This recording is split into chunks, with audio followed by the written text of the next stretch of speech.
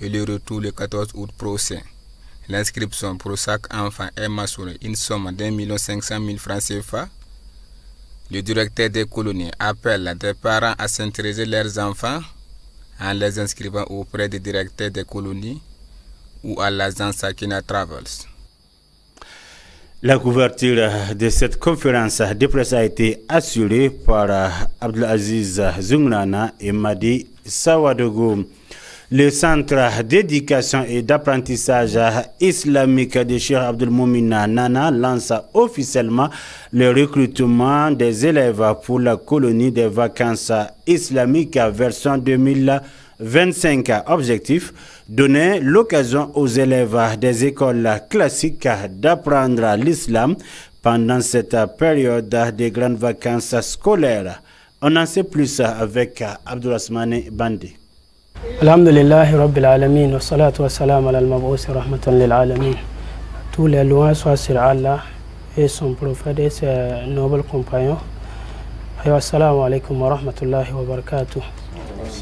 Nous sommes là ce soir, mercredi 7 mai 2025, qui correspond au cadre 9e mois de l'Hégire 1446, dans le centre de défense Al-Hajj Abdelmoumine Nana, pour le lancement du colonie qui est à sa 5e édition.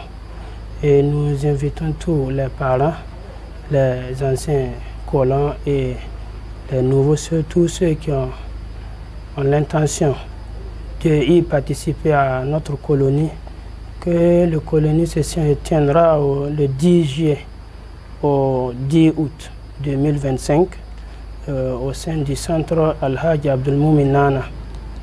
Nous prenons comme enfants de filles ou garçons de 7 ans en allant, de 7 ans en allant, 7 ans en allant jusqu'à 20 ans, pour bien les encadrements islamiques et les éducations islamiques, Inch'Allah. Alors, lieu d'inscription, c'est au centre.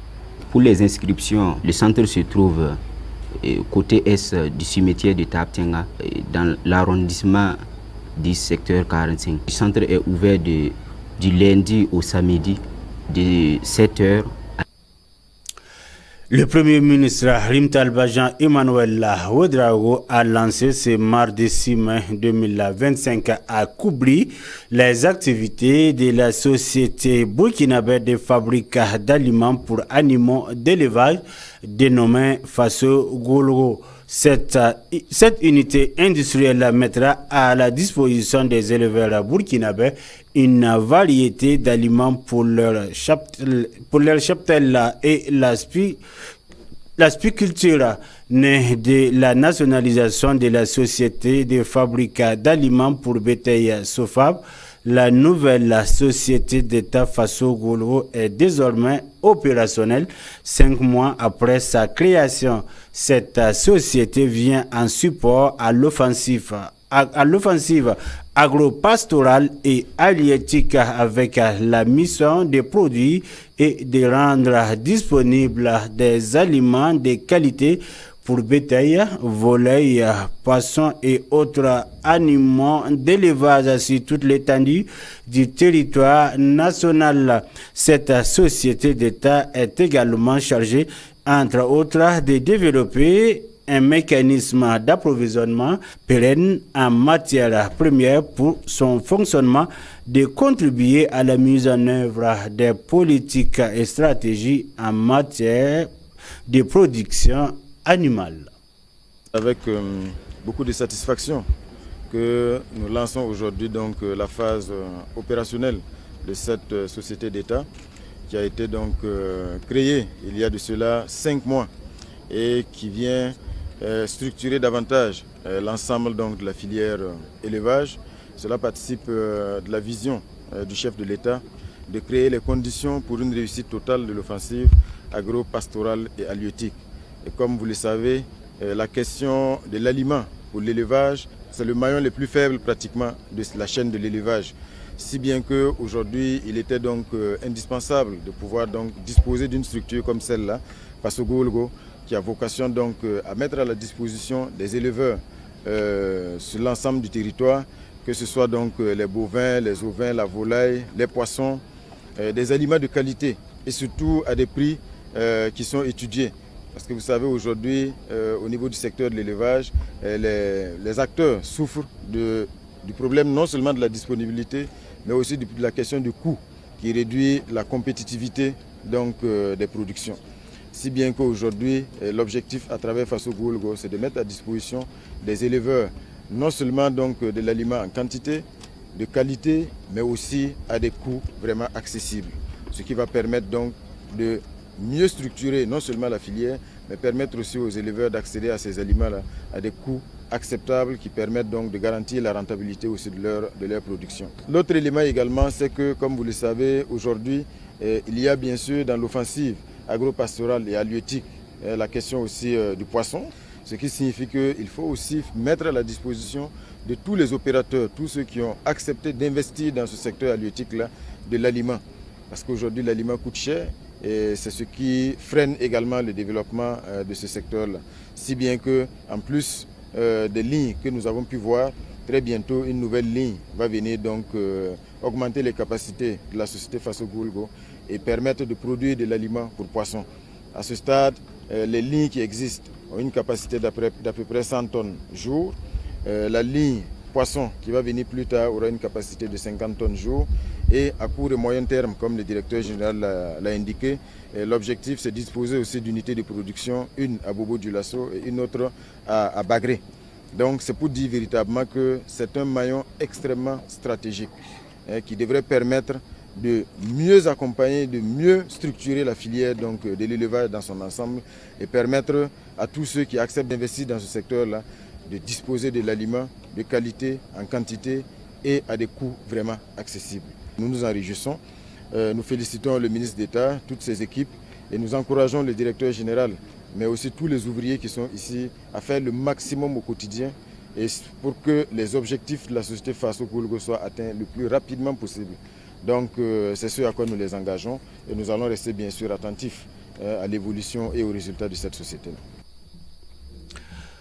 Sous le patronage du ministre de l'économie et des finances, Dr Aboubakar Nakanabo, la direction générale des affaires immobilières et de l'équipement de l'État a tenu le 7 au 9 mai 2025 à Ouagadougou le premier forum des comptables des matières de l'État et des autres organismes publics placé sous le thème gouvernance du patrimoine non financier de l'État, rôle et responsabilité des comptables principaux des matières. Cette rencontre a réuni des comptables principaux des matières issues des divers ministères et établissements publics.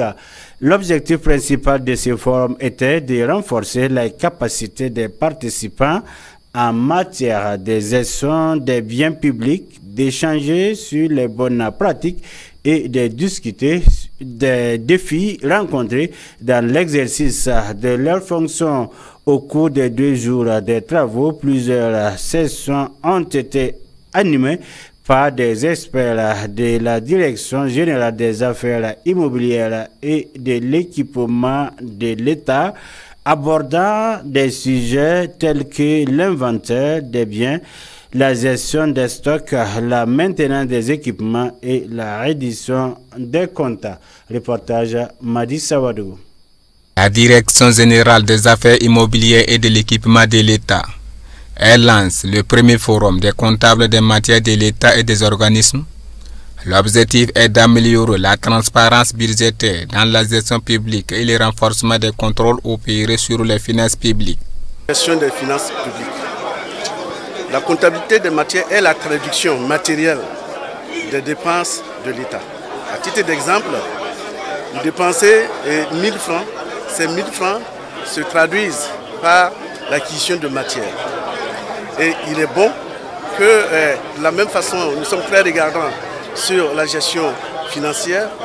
Il est très bon qu'on regarde la gestion des matières qui sont finalement que la traduction. Ce forum est extrêmement important. Dans le discours, DG l'a rappelé, la directive de l'UMOA, la directive 03, de l'UMOA est de 2012.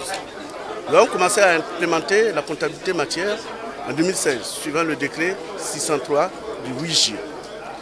Donc ça fait pratiquement un plus, une décennie. Il est donc important, après une décennie de mise en œuvre, de faire une halte, faire le point, voir ce qui n'a pas marché et surtout à travers les recommandations, se projeter dans le futur pour une meilleure optimisation des ressources publiques. Vous avez écouté le DG encore une fois dans son discours. Les anciens DG, depuis la création de la DGE, étaient là également. Chacun d'eux a travaillé à mettre quelque chose. Et nous sommes là où nous sommes actuellement, c'est-à-dire plus de 136 bureaux comptables ouverts qui fonctionnent, tant bien que mal. Au niveau des ministères, en tout cas, ça fonctionne très bien. Au niveau des directions et des autres structures, ça fonctionne également. Donc, nous pouvons dire globalement, ça va. Mais il y a des difficultés et c'est pourquoi ce forum est extrêmement important pour d'abord recenser les difficultés et se proposer des solutions pour les régler dans le futur. Placé sous le thème gouvernance du patrimoine non financier de l'État, rôle et responsabilité du comptable principal des matières, sous le patronage du ministre de l'économie et des finances. Le président du FASO, chef de l'État, son Excellence le capitaine Ibrahim Traoré, est arrivé à Moscou, la capitale de la Fédération de Russie, où il a pris part ce vendredi 9 mai 2025 à la commémoration du 80e anniversaire de la victoire du peuple soviétique sur les envahisseurs nazis grandeur patriotique de 1941 à 1945. En effet, c'est le 9 mai 1945 que la Russie a annoncé sa victoire sur le nazisme dans la Seconde Guerre mondiale. Et depuis lors, le peuple russe célèbre chaque année ce triomphe historique au regard des liens solides des partenariats entre le Burkina Faso et la Fédération de Russie. Et sur invitation des autorités russes, le président du FASO, chef de l'État, son Excellence le capitaine Ibrahim Traoré, a assisté aux festivités de la Grande Victoire aux côtés de son homologue Vladimir Poutine et de plusieurs autres chefs d'État. Entre mémoire historique et diplomatie stratégique, ce 8 mai 2025, le capitaine Ibrahim Traoré, président du FASO, chef de l'État burkinabé, a pris part à Moscou aux cérémonies commémoratives du 80e anniversaire de la victoire de l'Union soviétique sur l'Allemagne nazie. Cet événement historique célèbre chaque année comme la journée de la victoire, revêt cette année une portée particulière, marquée à la fois par l'ampleur de la symbolique militaire et les tensions géopolitiques contemporaines. La présence du chef de l'État burkinabé à cette cérémonie n'est pas anodine. Elle s'inscrit dans un contexte international mouvant où de nombreux pays du Sud, notamment en Afrique, redéfinissent leurs alliances et cherchent à rééquilibrer leurs partenariats stratégiques. Pour le Burkina Faso, engagé depuis 2022 dans une politique de rupture avec les anciennes puissances coloniales et de renforcement de sa souveraineté, la Russie représente un partenaire de plus en plus central dans les domaines militaires, énergétiques et diplomatiques. En assistant aux cérémonies commémoratives aux côtés du président russe Vladimir Poutine et de plusieurs autres chefs d'État invités, Ibrahim Traoré inscrit son action politique dans une double dynamique, celle du devoir de mémoire universelle et celle de l'affirmation d'un nouvel ordre international où l'Afrique attend jouer un rôle plus affirmé. Sur le plan historique, la participation à la commémoration de la victoire de 1945 évoque un moment décisif de l'histoire mondiale où les forces alliées, donc l'Union soviétique, fit un pilier central, mirent fin à la barbarie nazie, Pour de nombreux pays africains, dont le Burkina Faso, se rappelle historique résonne aussi comme un écho aux luttes contre toutes les formes de domination et d'occupation. Depuis la prise du pouvoir par le capitaine Ibrahim Traoré en septembre 2022, les relations entre le Burkina Faso et la Russie se sont intensifiées sur fond de lutte contre le terrorisme, de rupture avec la coopération militaire française et de volonté de bâtir une politique étrangère indépendante. Ouagadougou s'est tourné vers de nombreux alliés. L'engagement avec la Russie s'est notamment traduit par une coopération militaire renforcée, des projets miniers et énergétiques ainsi qu'un soutien diplomatique affirmé sur la scène internationale. La participation du président Traoré à une cérémonie de cette envergure en Russie constitue donc bien plus qu'un simple déplacement officiel. Elle témoigne d'un repositionnement stratégique assumé qui s'appuie sur une convergence d'intérêts autour de la souveraineté nationale, du refus de l'ingérence extérieure et du développement d'un multilatéralisme alternatif. Victoire séviotique ne relève pas uniquement d'un geste diplomatique, elle incarne un moment clé dans le récit que le Burkina Faso tente d'écrire, celui d'un pays debout, maître de ses choix et résolument tourné vers un avenir de coopération diversifiée et de dignité retrouvée. C'est tout pour cette page d'information sur Al-Huda TV, la chaîne de la guidance. Et merci pour votre constante fidélité à nos programmes. Wassalamu alaikum wa rahmatullahi wa barakatuh.